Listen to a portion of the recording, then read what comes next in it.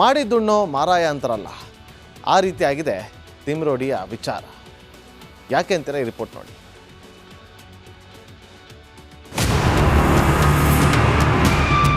ಪರಮ ಪೂಜ್ಯ ಕಾವಂದರನ್ನು ನಿಂದಿಸುವಂತ ಕೆಲಸವನ್ನು ಮಾಡಿದ್ದಾರೆ. ಯಾಕಂದ್ರೆ ಒಬ್ಬ ದಲಿತನನ್ನು ಹಿಡ್ಕೊಂಡು ಅವರ ಮೇಲೆ ಇಲ್ಲ ಸ್ಥಳದ ಆರೋಪ ಮಾಡಿ ಇವತ್ತು ಅವನು ಜೈಲಿಗೆ ಹೋಗಿದ್ದಾನೆ. ಪಾಪ ಅವನಿಗೂ ಹೆಂಡತಿ ಮಕ್ಕಳು ಅಂತ ಹೇಳಿದ್ದಾರೆ. ಧರ್ಮಸ್ಥಳ ವಿರುದ್ಧ ಷಡ್ಯಂತ್ರಕ್ಕೆ ದಲಿತರ ದುರ್ಬಳಕೆ. ಮಹೇಶ್ ಶೆಟ್ಟಿ ತಿಮರೋಡಿ ನಡೆಗೆ ಕಾರ್ಮಿಕರ ಟೀಕೆ. ರಿಪಬ್ಲಿಕ್ ಕನ್ನಡದಲ್ಲಿ ಬುರುಡೆ ಗ್ಯಾಂಗ್ ಬಣ್ಣ ಬಟ ಬಯಲಾಗುತ್ತಿದೆ.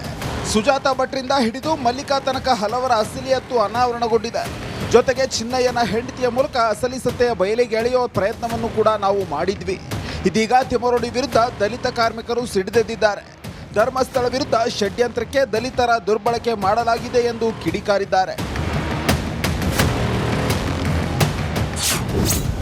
ದಲಿತನನ್ನ ಬಳಸಿ ಧರ್ಮಸ್ಥಳದ ವಿರುದ್ಧ ಆರೋಪ.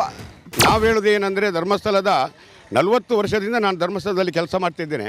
ಪರಮ ಪೂಜ್ಯ ಕಾವಂದರು ಯಾವ ರೀತಿಯ ಒಂದು ಬೇಡದ ಮಾತನ್ನು ಯಾರಿಗೂ ಹೇಳಿದವರಲ್ಲ. ಇನ್ನು ಪರಮ ಪೂಜ್ಯ ಕಾವಂದರನ್ನು ನಿಂದಿಸುವಂಥ ಕೆಲಸವನ್ನು ಮಾಡಿದ್ದಾರೆ. ಯಾಕಂದರೆ ಒಬ್ಬ ದಲಿತನನ್ನು ಹಿಡ್ಕೊಂಡು ಅವರ ಮೇಲೆ ಇಲ್ಲ ಸ್ಥಳದ ಆರೋಪ ಮಾಡಿ ಇವತ್ತು ಅವನು ಜೈಲಿಗೆ ಹೋಗಿದ್ದಾನೆ. ಪಾಪ ಅವನಿಗೂ ಹೆಂಡತಿ ಮಕ್ಕಳು ಅಂತ ಹೇಳಿದ್ದಾರೆ. ಇವತ್ತು ಅವರ ಹೆಂಡತಿ ಮಕ್ಕಳು ಕೂಗಾಡಿಕೊಂಡಿದ್ದಾರೆ. ಯಾಕಂದರೆ ನಮ್ಮವನನ್ನು ಧರ್ಮಕ್ಕೆ ಜೈಲಿಗೆ ಹತ್ತಿದ್ದಾರೆ ಅಂತೇಳಿ. ಇದು ನಿಜವಾಗಿ ಒಂದು ಷಡ್ಯಂತ್ರ ಅಂತ ಹೇಳುವಂಥದ್ದು ಮಾತು. ಚಿನ್ನಯ್ಯನ ಮೂಲಕ ಸುಖ ಸುಮ್ಮನೆ ಆರೋಪ. ಈಗ ಧರ್ಮಸ್ಥಳದ ಮೇಲೆ ಇಲ್ಲ ಸ್ಥಳದ ಅಪರಾಧವನ್ನು ಮಾಡೋದು ಅಂತಲೇ ಕಾಣ್ತದೆ. ಯಾಕಂದರೆ ಇವರು ವಿಠಲಗೌಡ ಅವರನ್ನು ಉಜಿರೆ ಪಂಚಾಯಿತಿಯಿಂದ ಕರ್ಕೊಂಡೋಗಿ ಮೈಸೂರ ಮನೆಯಲ್ಲಿ ಕೂರಿಸಿ ಅವರಿಗೆಲ್ಲ ಚಹಾ ಕೊಟ್ಟು ಆಮೇಲೆ ಆ ಹೆಂಗಸು ಹೊರಗೆ ಬಂತು. ಆಮೇಲೆ ಇವರು ಮನೆಯೊಳಗೆ ಲಾಕ್ ಮಾಡಿ ಚಿನ್ನಯ್ಯನ ಹತ್ರ ಯಾವುದೆಲ್ಲ ಹೇಳಬೇಕು ಅದನ್ನು ಹೇಳಿಸಿ 13 ವಿಡಿಯೋ ಆಗಿದೆ. ಆಯುಧ ತಯಾರಿಸಿದವರಿಗೂ ಶಿಕ್ಷೆ ಆಗಬೇಕು. ಅಂದರೆ ಅವರು ಪಾಪ ಏನೋ ದುಡ್ದು ತಿಂತಾ ಇದ್ದಾರೆ. ಅವರಿಗೆ ದುಡ್ಡಿನ ಆಸೆ ತೋರಿಸಿ ಈ ಥರ ಮಾಡಿಬಿಟ್ಟಿದ್ದಾರೆ. ಅದು ಮಾಡಬಾರ್ದು ಸರ್. ಅವರಿಗೆ ಹೆಂಡತಿ ಮಕ್ಕಳು ಇದ್ದಾರಲ್ಲ, ಅವರಿಗೆ ಒಂದು ನ್ಯಾಯ ಬೇಕು. ಅವರಿಗೆ ಬದುಕೋದಕ್ಕೆ ಒಂದು ಅವಕಾಶ ಕೊಡಬೇಕು. ಇದು ಅವರು ಏನು ಮಾಡಿದ್ದಾರೆ ಅಂದರೆ ಒಂದು ಆಯುಧ ಥರ ಬಳಸ್ಕೊಂಡಿದ್ದಾರೆ. ಈ ಆಯುಧಕ್ಕೆ ಮಾತ್ರ ಶಿಕ್ಷೆ ಅಲ್ಲ, ಈ ಆಯುಧ ಯಾರು ತಯಾರು ಮಾಡಿದಾರೋ ಅವ್ರಿಗೂ ಶಿಕ್ಷೆ ಆಗಲೇಬೇಕು. ಸುಖ ಸುಮ್ಮನೆ ಅಪಪ್ರಚಾರ ಮಾಡಲಾಗ್ತಿದೆ. ಕ್ಷೇತ್ರದಲ್ಲಿ ನಮಗೆ ಯಾವುದೂ ತೊಂದರೆ ಆಗಲಿಲ್ಲ. ಮತ್ತು ಇಲ್ಲಿ ಸುಮ್ಮನೆ ಇಲ್ಲದೆ ಅವರಿಗೆ ಒಂದು ಅಪಪ್ರಚಾರ ಮಾಡಿದ್ದಾರೆ. ಯಾಕೆಂದರೆ ಗೌರ್ಮೆಂಟ್ ಕೆಲಸ ಆಗದದನ್ನು ಇವರು ಮಾಡಿದ್ದಾರೆ. ಒಂದು ಕೊರೋನಾ ಟೈಮಲ್ಲಿ ನಮಗೆ ಮನುಷ್ಯರಿಗೆ ಅಲ್ಲದೆ ಪ್ರಾಣಿ ಪಕ್ಷಿಯವರಿಗೆ ಕೂಡ ಒಂದು ಉಪಚಾರ ಎಲ್ಲ ಮಾಡಿದ್ದಾರೆ. ದಲಿತ ಚಿನ್ನಯ್ಯನನ್ನ ದುರ್ಬಳಕೆ ಮಾಡಿಕೊಂಡಿದ್ದಾರೆ. ನೋಡಿ, ದಲಿತ ಸಮುದಾಯದವರು ಹರಕೆಯ ಕುರಿಗಳಿದ್ದಂತೆ. ಯಾರನ್ನಾದರೂ ನಿಂದಿಸಬೇಕಾದ್ರೆ, ಯಾರನ್ನಾದರೂ ಇದು ಮಾಡಬೇಕಂದ್ರೆ ದಲಿತ ಸಮುದಾಯದ ಕೆಲವರನ್ನು ಬಳಕೆ ಮಾಡ್ತಕ್ಕಂಥದ್ದು ಸಮಾಜದಲ್ಲಿ ಆಗಿಂದಾಗೆ ನೋಡ್ತಿದ್ದೇವೆ. ಹಾಗೆ ಈ ವಿಚಾರದಲ್ಲೂ ಕೂಡ ಚಿನ್ನಯ್ಯನವರನ್ನು ಬಳಕೆ ಹಾಗೆ ಮಾಡಿದ್ದಾರೆ. ತಿಮರೋಡಿ ವಿರುದ್ಧ ಜಾತಿ ನಿಂದನೆ ಕೇಸ್ ಹಾಕಿ ಇದರಲ್ಲಿ ದೊಡ್ಡ ಷಡ್ಯಂತ್ರ ಇರತಕ್ಕಂಥದ್ದು ಸಾಬೀತಾಗಿದೆ. ಆದ್ದರಿಂದ ಇವರನ್ನು ಕರ್ಕೊಂಡೋಗಿ ಅವರನ್ನು ಇದರಲ್ಲಿ ಸಿಕ್ಕಾಕಿಸಿ ಆಮಿಷಗಳನ್ನು ಒಡ್ಡಿ ಈಗ ಏನೆಲ್ಲ ಮಾಡಿದ್ರೋ ಇದರಲ್ಲಿ ಎಲ್ಲ ಸಿಕ್ಕಿಬಿದ್ದಿದ್ದಾರೆ. SIT ಈಗ ಅದನ್ನು ಕೂಲಂಕುಷ ಇದನ್ನು ಮಾಡಿ ಇವರೆಲ್ಲರಿಗೂ ಶಿಕ್ಷೆ ಆಗೋ ಒಂದು ಕೆಲಸವನ್ನು ಅವರು ಮಾಡಬೇಕು. ಆದರೆ ಸರ್ಕಾರ ಯಾಕೆ ತಡ ಮಾಡ್ತಿದೆ, ಮೀನಮೇಷ ಎಣಿಸ್ತಿದೆ? ಧರ್ಮಸ್ಥಳದ ವಿರುದ್ಧ ಸಾಲು ಸಾಲು ಆರೋಪ ಕೇಳಿ ಬಂದಿದ್ದು ದಲಿತರನ್ನ ದುರ್ಬಳಕೆ ಮಾಡಿಕೊಂಡಿದ್ದೆ. ಆದರೆ ಇಡೀ ಗ್ಯಾಂಗ್ಗೆ ಸಂಕಷ್ಟ ಫೇಕ್ಸ್.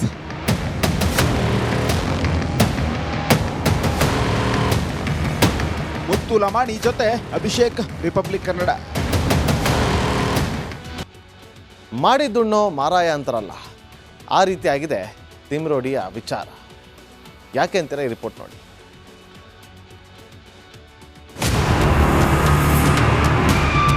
ಪರಮ ಪೂಜ್ಯ ಕಾವಂದರನ್ನು ನಿಂದಿಸುವಂಥ ಕೆಲಸವನ್ನು ಮಾಡಿದ್ದಾರೆ. ಯಾಕಂದರೆ ಒಬ್ಬ ದಲಿತನನ್ನು ಹಿಡ್ಕೊಂಡು ಅವರ ಮೇಲೆ ಇಲ್ಲ ಸ್ಥಳದ ಆರೋಪ ಮಾಡಿ ಇವತ್ತು ಅವನು ಜೈಲಿಗೆ ಹೋಗಿದ್ದಾನೆ. ಪಾಪ ಅವನಿಗೂ ಹೆಂಡತಿ ಮಕ್ಕಳು ಅಂತ ಹೇಳಿದ್ದಾರೆ. ಧರ್ಮಸ್ಥಳ ವಿರುದ್ಧ ಷಡ್ಯಂತ್ರಕ್ಕೆ ದಲಿತರ ದುರ್ಬಳಕೆ. ಮಹೇಶ್ ಶೆಟ್ಟಿ ತಿಮರೋಡಿ ನಡೆಗೆ ಕಾರ್ಮಿಕರ ಟೀಕೆ. ರಿಪಬ್ಲಿಕ್ ಕನ್ನಡದಲ್ಲಿ ಬುರುಡೆ ಗ್ಯಾಂಗ್ ಬಣ್ಣ ಬಟ ಬಯಲಾಗುತ್ತಿದೆ. ಸುಜಾತಾ ಭಟ್ರಿಂದ ಹಿಡಿದು ಮಲ್ಲಿಕಾ ತನಕ ಹಲವರ ಅಸಲಿಯತ್ತು ಅನಾವರಣಗೊಂಡಿದೆ. ಜೊತೆಗೆ ಚಿನ್ನಯ್ಯನ ಹೆಂಡತಿಯ ಮೂಲಕ ಅಸಲಿ ಸತ್ಯ ಬಯಲಿಗೆ ಎಳೆಯೋ ಪ್ರಯತ್ನವನ್ನು ಕೂಡ ನಾವು ಮಾಡಿದ್ವಿ. ಇದೀಗ ತಿಮರೋಡಿ ವಿರುದ್ಧ ದಲಿತ ಕಾರ್ಮಿಕರು ಸಿಡಿದೆದ್ದಿದ್ದಾರೆ. ಧರ್ಮಸ್ಥಳ ವಿರುದ್ಧ ಷಡ್ಯಂತ್ರಕ್ಕೆ ದಲಿತರ ದುರ್ಬಳಕೆ ಮಾಡಲಾಗಿದೆ ಎಂದು ಕಿಡಿಕಾರಿದ್ದಾರೆ. ದಲಿತನನ್ನ ಬಳಸಿ ಧರ್ಮಸ್ಥಳದ ವಿರುದ್ಧ ಆರೋಪ. ನಾವು ಹೇಳೋದು ಏನಂದರೆ ಧರ್ಮಸ್ಥಳದ 40 ವರ್ಷದಿಂದ ನಾನು ಧರ್ಮಸ್ಥಳದಲ್ಲಿ ಕೆಲಸ ಮಾಡ್ತಿದ್ದೇನೆ. ಪರಮಪೂಜ್ಯ ಕಾವಂದರು ಯಾವ ರೀತಿಯ ಒಂದು ಬೇಡದ ಮಾತನ್ನು ಯಾರಿಗೂ ಹೇಳಿದವರಲ್ಲ. ಇನ್ನು ಪರಮಪೂಜ್ಯ ಕಾವಂದರನ್ನು ನಿಂದಿಸುವಂಥ ಕೆಲಸವನ್ನು ಮಾಡಿದ್ದಾರೆ. ಯಾಕಂದರೆ ಒಬ್ಬ ದಲಿತನನ್ನು ಹಿಡ್ಕೊಂಡು ಅವರ ಮೇಲೆ ಇಲ್ಲ ಸ್ಥಳದ ಆರೋಪ ಮಾಡಿ ಇವತ್ತು ಅವನು ಜೈಲಿಗೆ ಹೋಗಿದ್ದಾನೆ. ಪಾಪ ಅವನಿಗೂ ಹೆಂಡತಿ ಮಕ್ಕಳು ಅಂತ ಹೇಳಿದ್ದಾರೆ. ಇವತ್ತು ಅವರ ಹೆಂಡತಿ ಮಕ್ಕಳು ಕೂಗಾಡಿಕೊಂಡಿದ್ದಾರೆ. ಯಾಕಂದರೆ ನಮ್ಮವನನ್ನು ಧರ್ಮಕ್ಕೆ ಜೈಲಿಗೆ ಹಟ್ಟಿದ್ದಾರೆ ಅಂತೇಳಿ. ಇದು ನಿಜವಾಗಿ ಒಂದು ಷಡ್ಯಂತರ ಅಂತ ಹೇಳುವಂಥದ್ದು ಮಾತು. ಚಿನ್ನಯ್ಯನ ಮೂಲಕ ಸುಖ ಸುಮ್ಮನೆ ಆರೋಪ.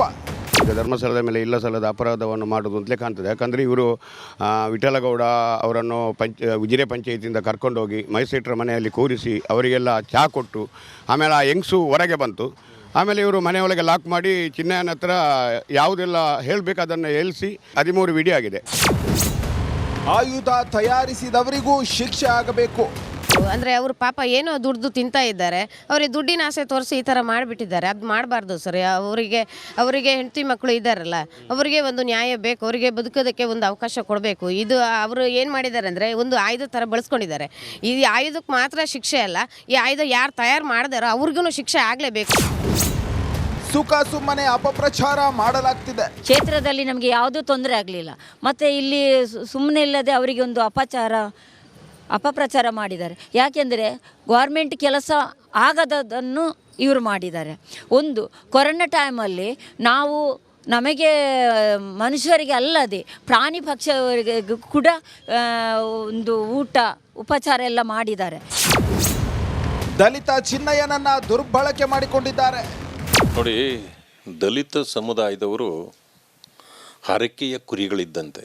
ಯಾರನ್ನಾದರೂ ನಿಂದಿಸಬೇಕಾದ್ರೆ, ಯಾರನ್ನಾದರೂ ಇದು ಮಾಡಬೇಕಂದ್ರೆ ದಲಿತ ಸಮುದಾಯದ ಕೆಲವರನ್ನು ಬಳಕೆ ಮಾಡ್ತಕ್ಕಂಥದ್ದು ಸಮಾಜದಲ್ಲಿ ಆಗಿಂದಾಗೆ ನೋಡ್ತಿದ್ದೇವೆ. ಹಾಗೆ ಈ ವಿಚಾರದಲ್ಲೂ ಕೂಡ ಚಿನ್ನಯ್ಯನವರನ್ನು ಬಳಕೆ ಹಾಗೇ ಮಾಡಿದ್ದಾರೆ. ತಿಮರೋಡಿ ವಿರುದ್ಧ ಜಾತಿ ನಿಂದನೆ ಕೇಸ್ ಹಾಕಿ ಇದರಲ್ಲಿ ದೊಡ್ಡ ಷಡ್ಯಂತ್ರ ಇರತಕ್ಕಂಥದ್ದು ಸಾಬೀತಾಗಿದೆ. ಆದ್ದರಿಂದ ಇವರನ್ನು ಕರ್ಕೊಂಡೋಗಿ ಅವರನ್ನು ಇದರಲ್ಲಿ ಸಿಕ್ಕಾಕಿಸಿ ಆಮಿಷಗಳನ್ನು ಒಡ್ಡಿ ಈಗ ಏನೆಲ್ಲ ಮಾಡಿದ್ರೋ ಇದರಲ್ಲಿ ಎಲ್ಲ ಸಿಕ್ಕಿಬಿದ್ದಿದ್ದಾರೆ. SIT ಈಗ ಅದನ್ನು ಕೂಲಂಕುಷ ಇದನ್ನು ಮಾಡಿ ಇವರೆಲ್ಲರಿಗೂ ಶಿಕ್ಷೆ ಆಗೋ ಒಂದು ಕೆಲಸವನ್ನು ಅವರು ಮಾಡಬೇಕು. ಆದರೆ ಸರ್ಕಾರ ಯಾಕೆ ತಡ ಮಾಡ್ತಿದೆ, ಮೀನಮೇಷ ಎಣಿಸ್ತಿದೆ? ಧರ್ಮಸ್ಥಳದ ವಿರುದ್ಧ ಸಾಲು ಸಾಲು ಆರೋಪ ಕೇಳಿ ಬಂದಿದ್ದು ದಲಿತರನ್ನ ದುರ್ಬಳಕೆ ಮಾಡಿಕೊಂಡಿದ್ದೆ. ಆದರೆ ಇಡೀ ಗ್ಯಾಂಗ್ಗೆ ಸಂಕಷ್ಟ ಫೇಕ್ಸ್.